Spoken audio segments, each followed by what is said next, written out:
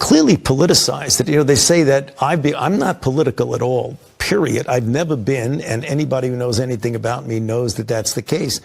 But it is very clear when people are running their campaigns with an anti-Fauci element to it. I mean, that's ridiculous. I mean, this is a public health issue.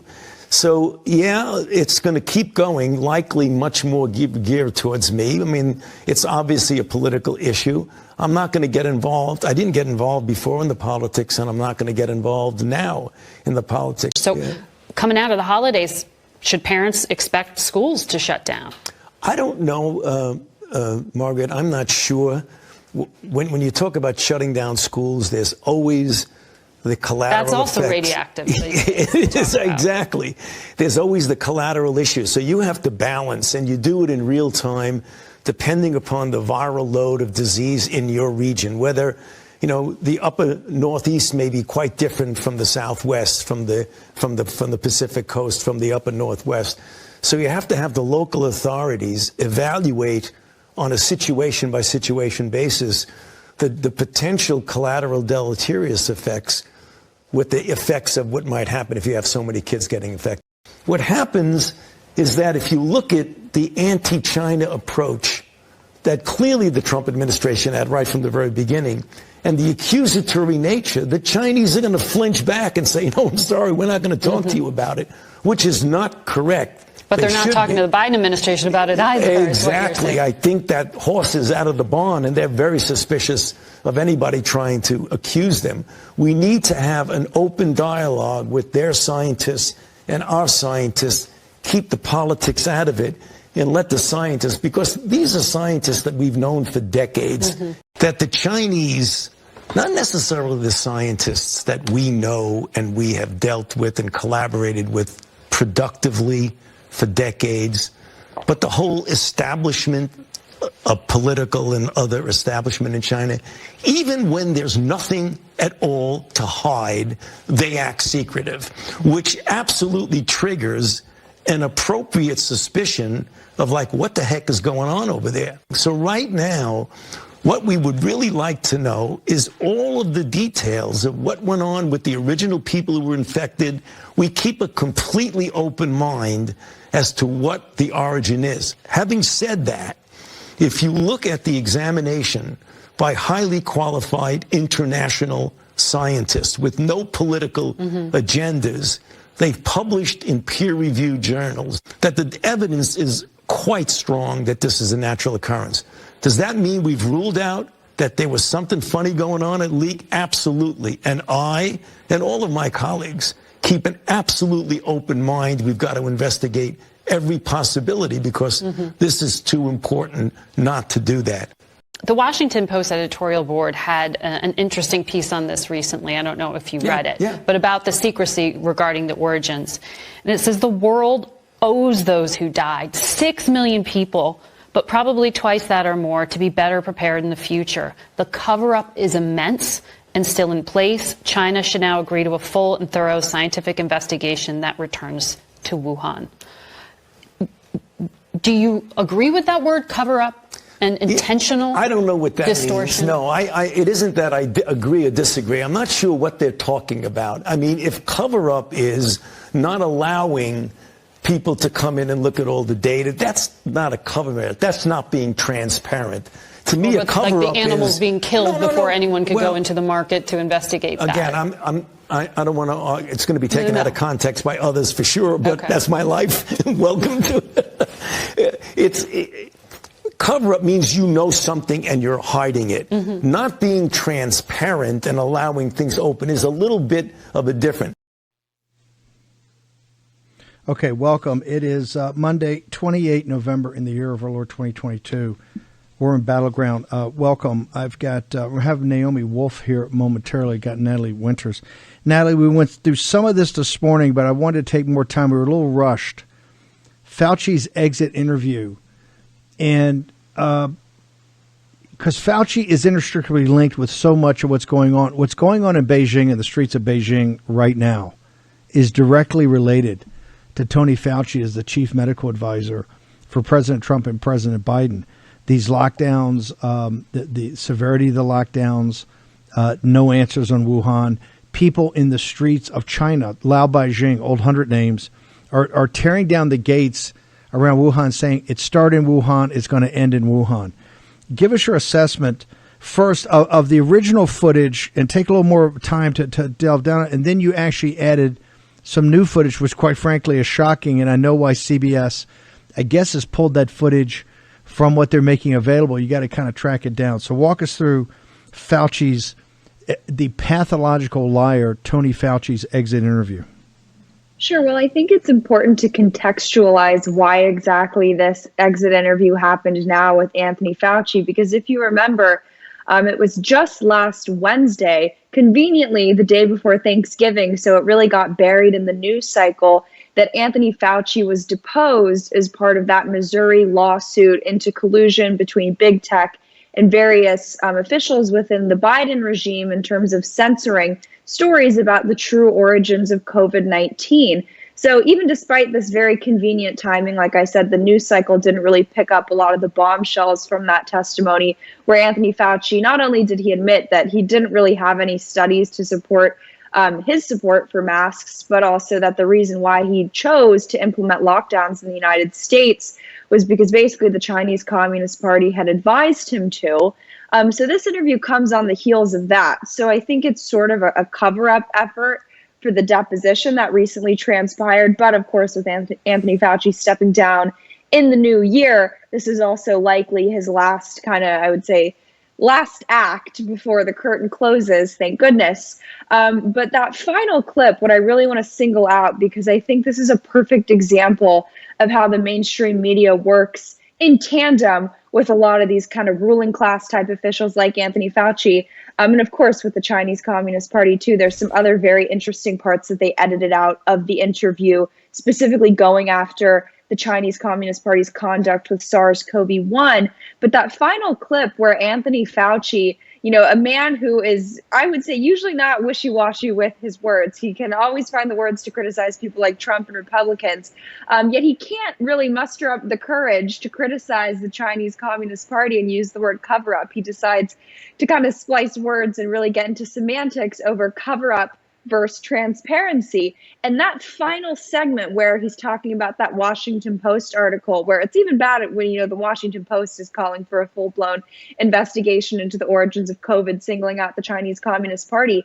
But that little back and forth between him and the host, Face the Nation, the show on CBS or ABC, they actually did not include that in the Sunday show airing of the interview. They edited out a lot of components of it. Another great component they edited out was where Anthony Fauci actually says that more Republicans than Democrats are dying because they're choosing to not get the vaccine. So they really took out some of his, I would say, dumbest statements. But specifically on the China stuff, I think there's just a great juxtaposition there with the way that clip progresses, where you start with him saying, I've never been political from the get-go. And then you end with him basically making one of the most political statements that you could, which is defending the Chinese Communist Party. And frankly, there's another political statement that is being made by omission, which is the fact that Anthony Fauci, who again is on record calling China's lockdowns extraordinary, can't really find the courage to criticize what's going on there right now, or even declare support for the Chinese people. So I think it's a very fitting end to a very horrific and horrifying career as a so-called public health official and public servant. We're going to get to you've got a new piece up on War Room about the Fauci family, but I want to get Naomi here in a second. I've got to ask you, given how much he could not remember in the deposition, which was basically the vast amount of it, but even when he talked, it was so damning. This guy's not ready. The way he runs his mouth and has never really been held accountable in 40 or 50 or 60 years with the government. He is so not ready for the investigations that are coming up. Would you agree with that statement, given his performance over the last, week? As far and CBS once again humiliated themselves. That was at best coach pitch. It might not have been T-ball, but it was coach pitch. Natalie Winters. Yeah, it was horrific, but I think that's what we've come to expect when it comes to the mainstream media whenever they interview Anthony Fauci. But it's really interesting. Anthony Fauci's narrative, whenever he's asked about these investigations, he sort of has, I think, the same tactic of the wash, rinse, repeat in terms of what his textbook answer is. And he always seems to bring up, I've been testifying in front of Congress for 38 years, so I'm happy to defend anything.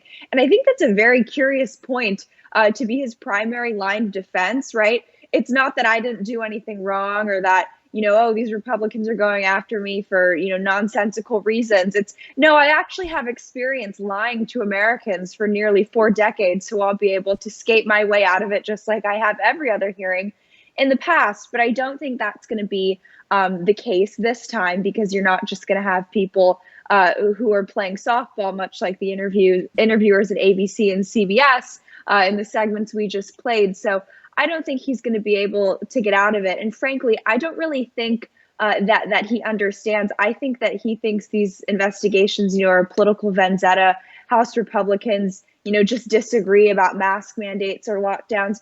No, Anthony Fauci has been the point person for the NIH's continued and expansive collaborations with the Chinese Communist Party, which really provides the backbone, I would argue, for the globalist, I would say, economic and just world model in terms of outsourcing research to China to be done in collaboration with the Chinese Communist Party. And that's why Anthony Fauci, much like Joe Biden, much like Hunter Biden, couldn't criticize what's going on in China, even if he wanted to, because Anthony Fauci is a symptom of a much bigger problem. He's not an isolated incident. These investigations are about dismantling this globalist apparatus that ultimately led to COVID-19. It's not just that Anthony Fauci is some rogue actor. Yes, he's rogue. And yes, in some cases, like that interview you just saw, he's a pretty good actor.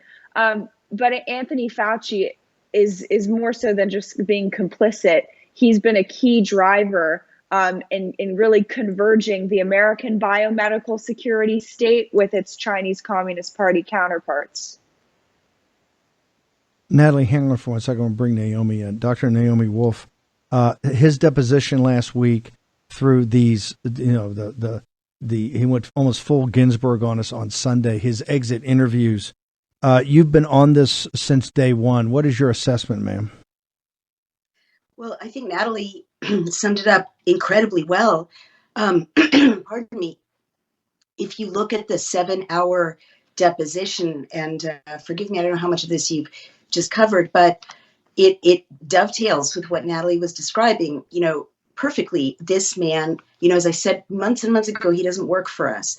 And in the deposition, this extraordinary kind of origin of an unbelievable takeover of the entire planet, excuse me, through this biomedical apparatus that Natalie described, which we've never seen before, this convergence of CCP policy and CCP leadership with the co-opted health services and scientific establishment of the entire rest of the world, went back to its origin point. And it's incredible that none of the mainstream media are covering it.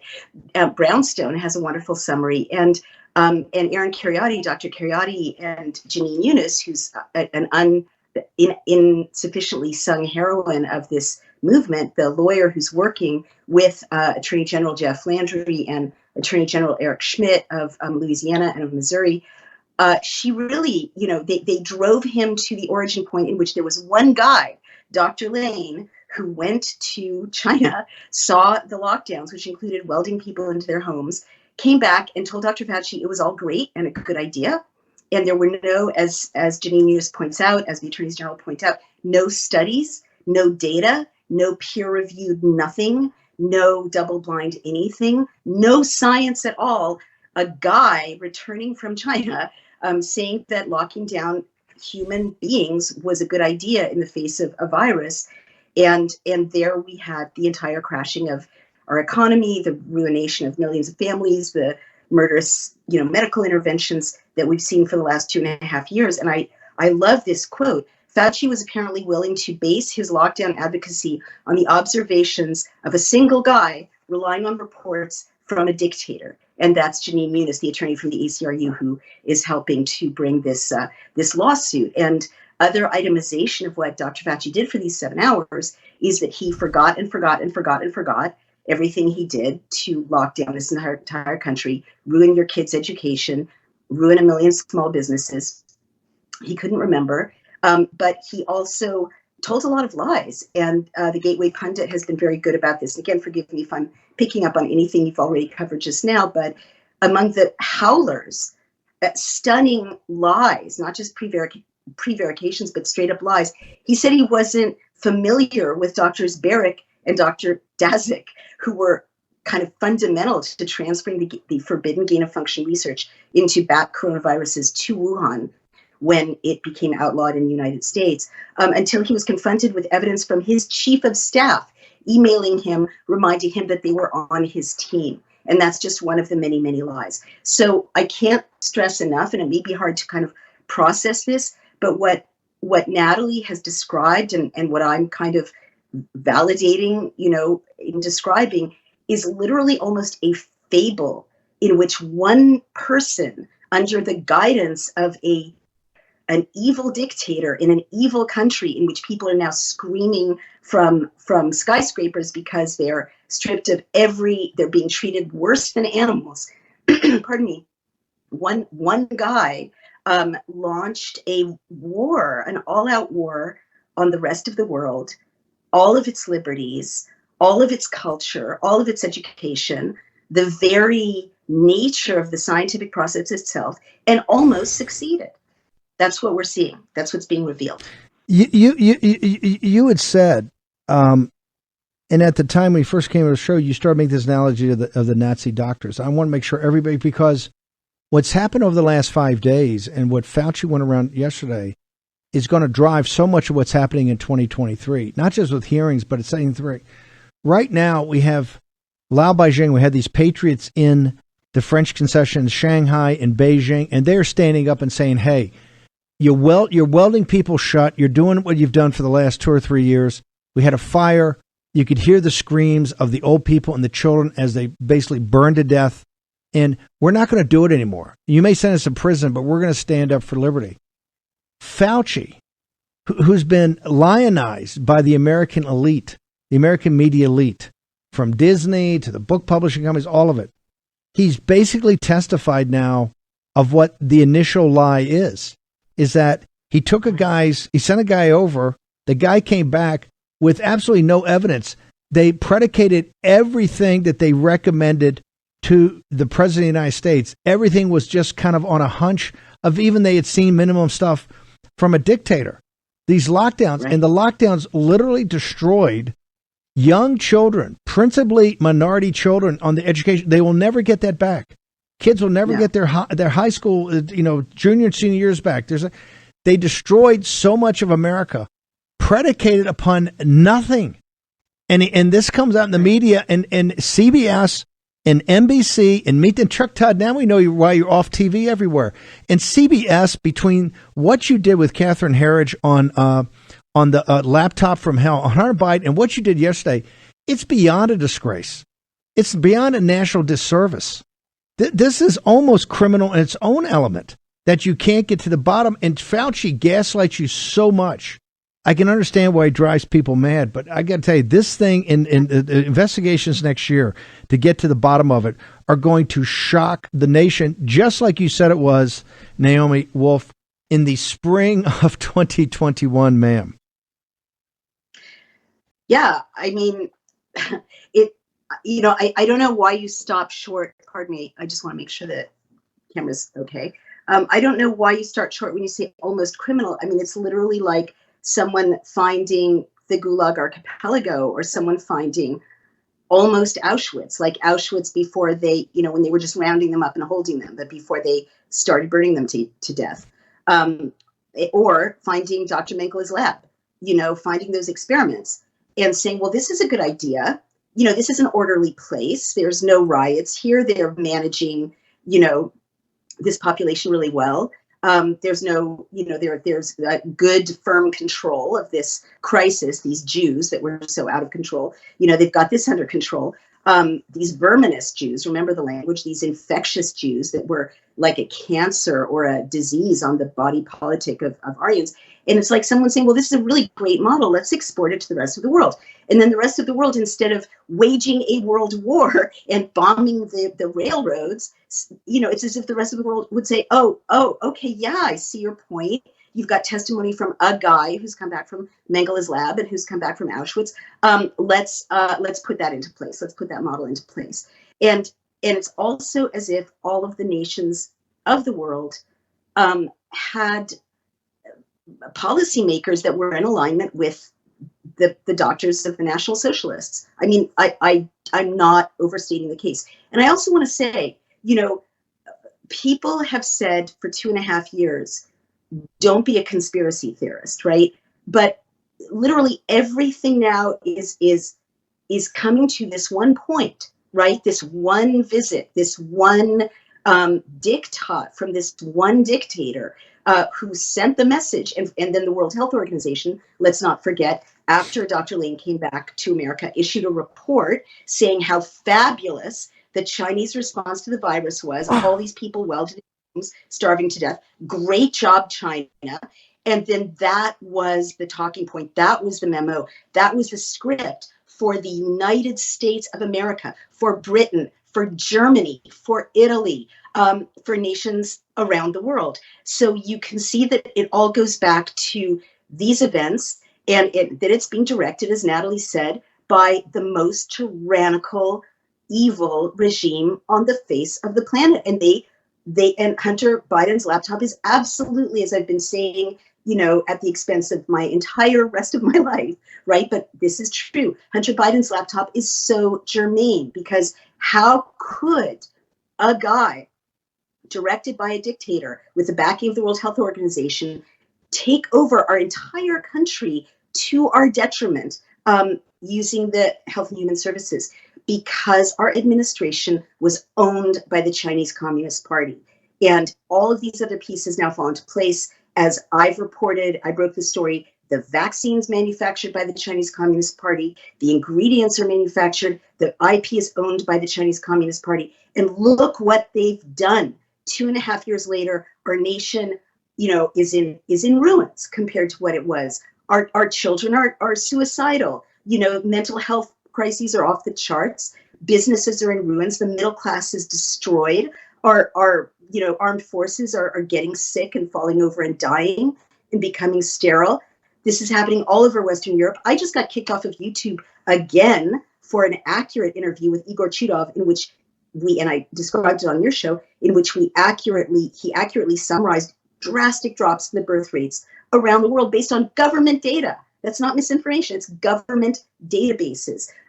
So China succeeded. They made war on the entire rest of the world in a way that no one's ever made war before. Technology made it possible. Media made it possible. Social media made it possible. Just because it hasn't happened before doesn't mean it's not a war. And it's a world war. And the effects are, we have to see that that's what was done to us. And that's what's still being done to us. But this hearing, which literally should be on the front page of the New York Times and the Wall Street Journal, that no one but my friend Jeffrey, at Brownstone is covering, in Daily Cloud, and you and people who should be following the mainstream media instead of taking the place of the mainstream media.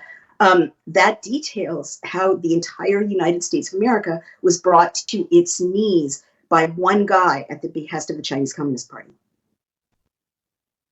Naomi, how do people get to Daily Cloud now more than ever, and how do they follow you? How do they get to the book? Yes, come to dailycloud.io. Please help us, because our lawsuits are moving into really high gear. Our lawyers have demanded books and documents from one of the entities that we're suing. And one of our lawyers also has sent 10 letters to state attorneys general for reckless endangerment by the CDC. So our multiple legal offenses are moving past new landmarks, but we need your help for it. So please donate or become a member at dailycloud.io. And the book is The Bodies of Others at allseasonspress.com or anywhere you buy books. And as always, thank you, Natalie Winters, and thank you for, bringing this. She's amazing. Cesspit Absolutely amazing. By the way, Body of Others, the arc of the story of Naomi Wolf. It's very powerful. Naomi, thank you very much for taking time away to join us. Thank you, Steve. Thank you, Natalie. Talk about three powerhouses, Naomi Wolf, Natalie Winters, Lara Logan's going to join us in a second. Natalie, I'm going to ask you to hold over. The question I want you to answer when you come back is the Fauci investigation, what's going to happen on Fauci, and I think you said it, it's the biomedical security state. People have heard of the national security state. Naomi has talked about, I know you've talked about the biomedical security state. I'll ask you when we come back, how are we going to get to the bottom? This biomedical security state is as powerful or maybe even more powerful than the national security state. We're going to take a short commercial break. I've got Natalie Winters. We're going to have Lara, Logan, all of it when we return in the War Room, a Battleground. Be back in just a moment.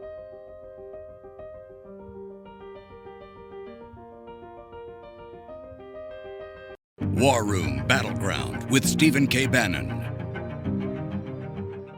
Okay, welcome back. We're going to go to Gillespie, Texas, to a winery called The Edge, to one of the best investigative reporters over a generation, Lara Logan. Lara, before we talk about the biomedical security state, what's happening in Beijing and Tony Fauci's involvement in all this and these disastrous depositions and interviews he's given the last couple of days, you've spent so much of your life recently talking about voter fraud, election integrity. We had this really a day that will live in infamy in Maricopa County earlier today. Patriots stood up for hours, War Room posse members, precinct strategy, people have been poll workers, poll watchers, and gave their eyewitness testimony about how this was a debacle that crashed on election day with chapter and verse. They brought the receipts. The Maricopa County supervisors, the majority of whom are Republicans, sat there with smug condescension and disenfranchised the people of Arizona and voted unanimously to certify this election. Given your work over the last year or so, put in perspective what happened in Maricopa County today and how important it is about the direction of this republic, ma'am. You know, Steve, every now and then you get one of these issues that exposes the fact that there isn't a left and a right or a Democrat versus Republican party, that increasingly we're being pushed into a world, a new kind of us-them divide, right? And this is the divide of people who believe in the sanctity of elections over the sanctity of parties, right? Who care about the principles and not about the people that are involved. And this is one of those issues, because what you see here is Maricopa County has exposed the officials who claim to be Republicans, who claim to represent one side of the political aisle. But at the end of the day, what they don't want is anyone looking too closely at what it is they did in Maricopa County. And when you have, over 40% of the machines that have already been tested, and when they were tested, there were no issues. And, a short time later, they're used in a real election, and there are problems in, I think, 48% of the machines. It's like, come on. If you really believe in the sanctity of elections, then you will want something to be done about that. If you really believe that if we don't all have faith in the outcome of our elections, that our democracy is at risk, then you will do everything that is required to restore the people's faith, which means open up the books. Open up all the books, open up the machines, open up all the records, and you've got nothing to fear. If you are telling the truth, you have nothing to fear. But the reality is that in counties across the United States of America, there are corrupt officials. They are Republicans and they are Democrats. They are supposedly on opposite ends of the spectrum. And you know what they have in common? They do not represent the people of the United States of America. They do not care about the Constitution, and they do not care about the principles of freedom and the principles on which this country was founded. And they show that time and time and time again, because when they have the opportunity to prove it to the people, they every time choose the coward's way out. And this is a moment now for people to see them for who they truly are. We now are in no illusions about the Bill Gates of Maricopa County, right? He's shown his true colors, and so have the rest of them at the Board of Elections in Maricopa, over the objections of their constituents, over the objections of the GOP locally, over the objections of people all across this country.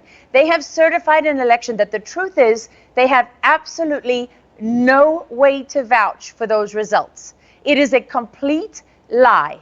And they have been put to shame by Cochise County, right, in Arizona, and put to shame by another county in Pennsylvania, counties that had the courage to stand up and say, we're not going to certify an election that we can't stand by. And the real truth here is that there isn't an election official in America who can certify an election that is run by machines, because they don't speak code. They don't go into those machines. They don't test them. They don't have the vaguest idea what they're talking about. When they tell you they certify that election, they're lying, lying, lying, lying, lying through their teeth. And the reality is that when they say they do risk limiting audits and all these other controls, you know what you find when you peel back the curtain? Oh, wait, a risk limiting audit is you looked at maybe 100 ballots out of how many thousands? And you use that test sample to say that all of them are valid. Until we have an election system that can be verified and transparent by anyone in this country, it should be like jury duty. You should have kids in high schools that are there. You should have cameras. You should have every step of the process be transparent, because you know what I discovered when I worked on this for 7 months straight is that every step of the process is involved with fraud. That's the truth of our elections. There's no part of our elections that isn't subject to fraud. And it's time to stop lying to ourselves and lying to each other. What do you say? Look, you've been all over the country giving seminars, speeches, leading workshops. What do you say to that 10 to 20% of the country, of the deplorables, these hardworking men and women, many of whom have been veterans or children or grandchildren have served the country, that when they look at Maricopa County, particularly when they're establishment Republicans on this majority board, and they just, with this smug condescension, just vote unanimously after hearing all the evidence, which was overwhelming, and they just vote to certify it. And God bless Mojave County and Cochise County, some of these rural counties. But what do you say, Lara Logan, as a leader of this movement, to those 10 or 20% say, hey, look, I hear you guys, but you know what? I'm going to go raise my family. I'm going to go farm. I'm going to move out west. This is not for me, right? It doesn't matter anymore because there's nothing that can be done to change it. What do you say, ma'am? So I'm a journalist, Steve. You know, I'm not an activist and I'm not a leader. But what I know as a journalist is you need to look to Brazil and you need to look to China, because the price that those people are willing to pay to stand up for their principles is a lesson to all of us. And all those people who say, you know, I'm depressed, I'm down, I did everything that was asked of me, I stood up, I would tell you it's a marathon. It's an endurance marathon. You know, people like yourself, people like me, there's many of us who we were thrown into this long before the vast majority of people realized where we were. I was savagely, attacked over my Benghazi reporting. And I didn't even know there was such a thing as the deep state at the time. But I've had more than a decade in this fight. Okay, and so I know from personal experience that it's an endurance marathon. And those people who think, oh, I just want to enjoy my retirement, I don't want to live out the rest of my days with all this stress and everything else. I worked hard all my life. I don't need this problem. Or those people who think, if I just keep my head down, then this is somehow going to pass me by. And one day we'll go back to the way things used to be. What I would say to you is, if you're still worrying about what you could lose and what you're risking by standing up, then you've missed the boat. You've literally missed the boat, because this is a window of opportunity. We don't get to have our lives and our decisions count like this ever again. This is a once-in-a-lifetime opportunity. And if I were to wake up every day and look at it as a burden and look at it as, the weight that I'm carrying because I'm risking everything and I don't have this anymore and I don't have that anymore. The New York Times doesn't write glowing profiles about me anymore, right? I'm reduced to the CIA-sponsored propaganda of the Daily Beast that tries to cast me as alt-right or far-right or push me to the fringes of, alt-right lunacy because they don't want to hear the truth. I don't care anymore about any of that, because I know that we have a window to make our lives and our choices count. And we will never get this opportunity again. Once it's gone, it's gone. And I know that the decision that really matters for me is when I reach the end of this road and I stand before God and he says, once you knew, Lara, what did you do? And if my answer is nothing, oh, you know what I did, Steve? I went to my beach house. Oh, no, wait. I continued to have a great life because I was hoping that if I didn't go to the Capitol on January 6th, that I would somehow be okay. That's not how this works. Look around you. The attacks are accelerating. It's gone from just being what you can say on television as a journalist. It's being the subjects that you're not allowed to. There is Americans across this country who are censored every single day. Why are we not fighting for the First Amendment? You think they're going to bring it back? So you think they're just going to say, oh, okay, look what's happening at Twitter, right? You literally have journalists standing up and saying, we need more censorship. We've got to get off Twitter. CBS News got off Twitter because they wanted to assess the security situation with Elon Musk. Are you kidding me? I spent so much of my life as proud to work at 60 Minutes as a correspondent and as the chief foreign correspondent at CBS News. And I worked with great people. What has happened to you? Did you lose your minds? I'm sorry, but we've got people like Balenciaga and all these fashion brands that are pushing pedophilia and Satanism, and I'm the crazy one? No. You're not going to rewrite history. You're not going to convince me of something that's not true. You're creating 400 different types of gender, and I'm the crazy one? I don't think so. Okay, that's not how this works. I'm not crazy because I'm not going to believe some crap that you made up, all right? And it is crap that you made up to manipulate and control. So what I would say to people is, don't miss your chance. Don't miss your chance to make it count, because you're not going to have this chance forever. And what you think you're risking, it's already gone, if it even existed in the first place. You mentioned, I was going to go to Brazil and Beijing now, but I got to drill down on something you just said, because this deals with this whole issue of trafficking, and they dismiss people about things, say crazy. This fashion house, this is so disturbing, and what's come out since then has been so disturbing. This is a multi-billion-dollar, really a powerhouse as far as brands go. And now they're disavowing they didn't know anything about it. But as they look into other people who've had creative positions there, it gets darker and darker and more twisted. Connect that to everything that's going on in trafficking, fentanyl, and everything, because I think that this may be the event that opens eyes to a lot of people that's saying, hey, people have been demonized and being, talked about as being crazy. Maybe they're not quite so crazy. Lara, Logan. It's so interesting that you put it that way, Steve. You're absolutely right about that. I've been watching the Balenciaga scandal grow and grow and grow. And, I tell you, I'm really proud of my 13-year-old son because he was a huge Balenciaga fan. This was his dream. I actually once bought him a wallet with Balenciaga on it. And this was the gift of his entire life, right? And he is the first person to say to me, Mom, I want nothing to do with this. It's over, right? I want nothing more to do with Balenciaga. Don't worry, scratch it off the Christmas list, scratch it off my birthday list, because this is one of the worst things I have ever seen. And I read him today a poem, if you can call it that was on the site of the main set designer at Balenciaga. And he looked at me and he said, Mom, the photographs are disturbing, but I got to tell you the words. And I would urge anybody, if you are interested in this and understanding what it's all about, is Balenciaga, of course, had these photographs with children with teddy bears and bondage and so on. And they thought they could get away with it by just, quickly removing those pictures from their website. But it's grown, and more and more and more is coming out. And why this is so significant is that I know, having worked in the industry, how many people are involved in making a photograph like that happen. They tried to blame the photographers, which is just a joke, right? As if the photographer has any real say in any of this.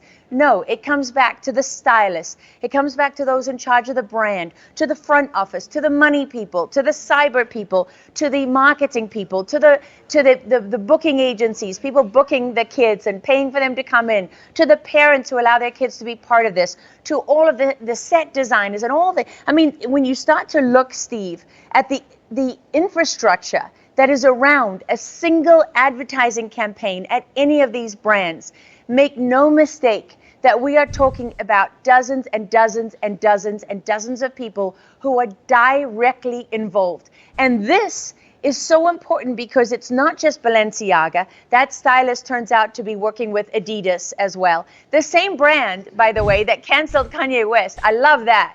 We're going to cancel Ye, but we're totally fine with Satanism and pedophilia and all of this. And I really urge people to have a look at the set designer for Balenciaga, because when you start to see what she's pushing, and you start to see that the tentacles reach out, and they reach into the Ukraine with Maria Abramovich and people like that.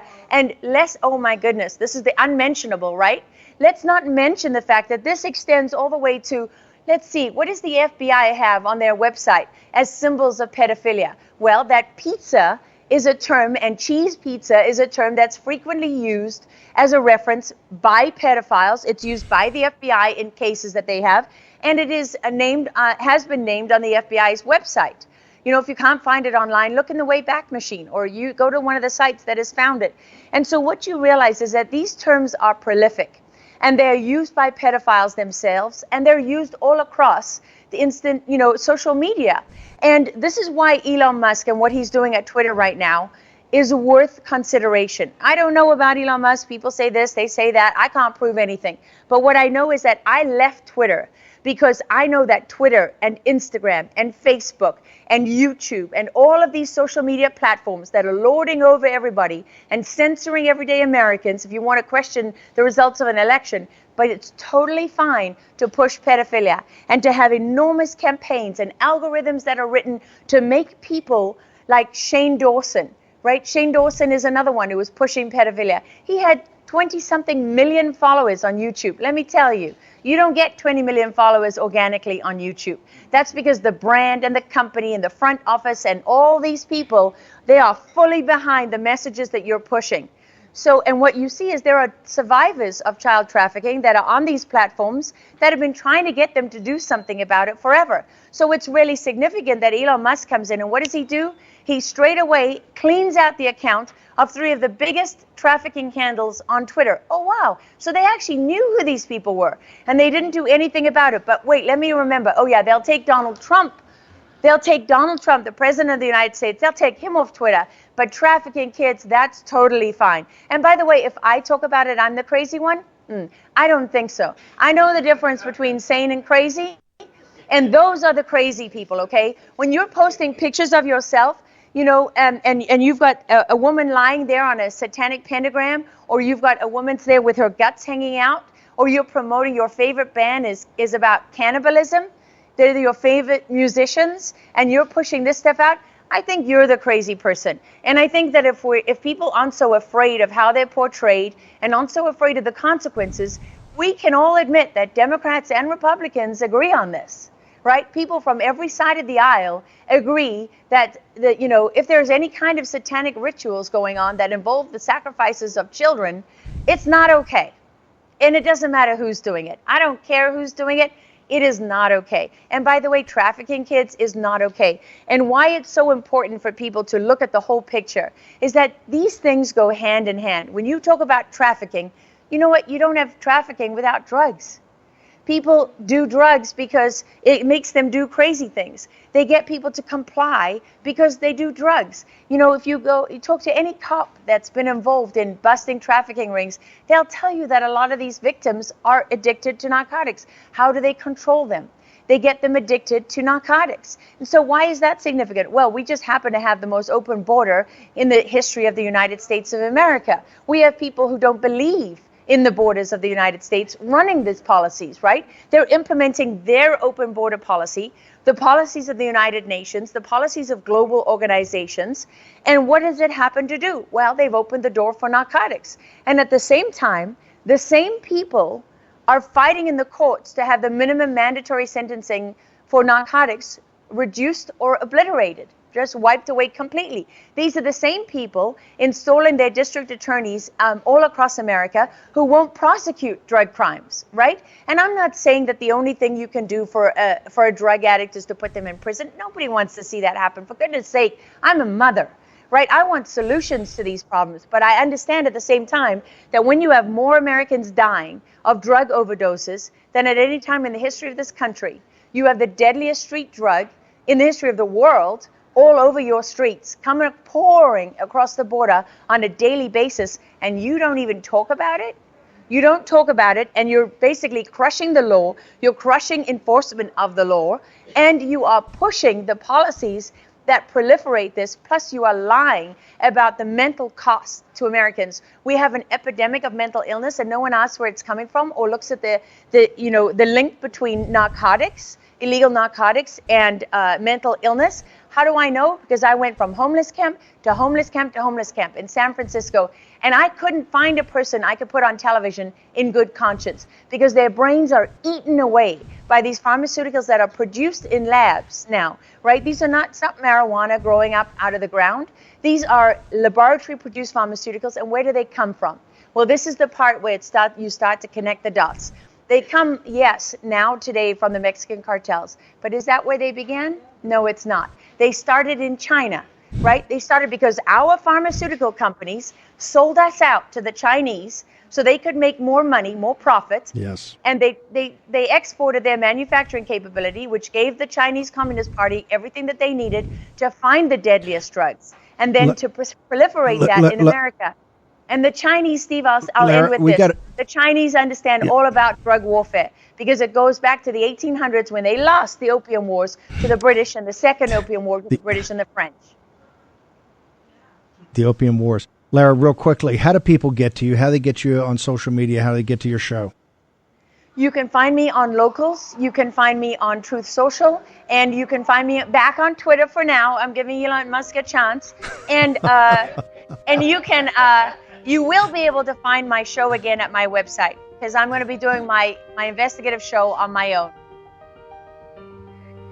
Lara Logan, you're a patriot and a hero. Birthday. Thank you very much for joining us. Happy birthday. Thanks, guys. Love you.